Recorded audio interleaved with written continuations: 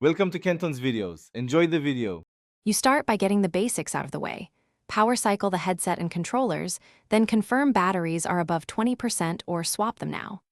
Once done, inspect the room, remove mirrors, shiny desks, and dangling cables because reflections confuse optical tracking.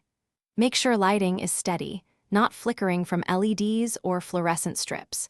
You do these steps first because they eliminate the most common, fast-to-fix causes and let you see whether deeper adjustments are necessary. Next, update firmware for headset and controllers over a stable Wi-Fi connection. Software fixes often resolve tracking bugs. Then recalibrate by recentering your view and re-establishing floor height and guardian boundaries so virtual positions match physical space.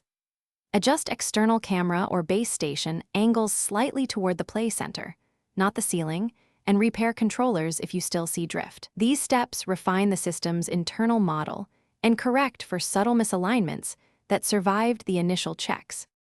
For final troubleshooting, eliminate infrared and electromagnetic interference by moving routers, TV, and IR remotes away from the play area and covering unnecessary sensors. If you use external base stations, try a powered USB extension or different USB ports to stabilize sensor bandwidth and avoid shared controller lag. Once everything is adjusted, test with a motion-heavy scene and note any remaining drift.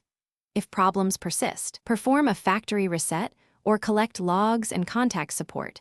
This ensures you get help with reproducible evidence. Thanks for watching. Consider subscribing if we helped you.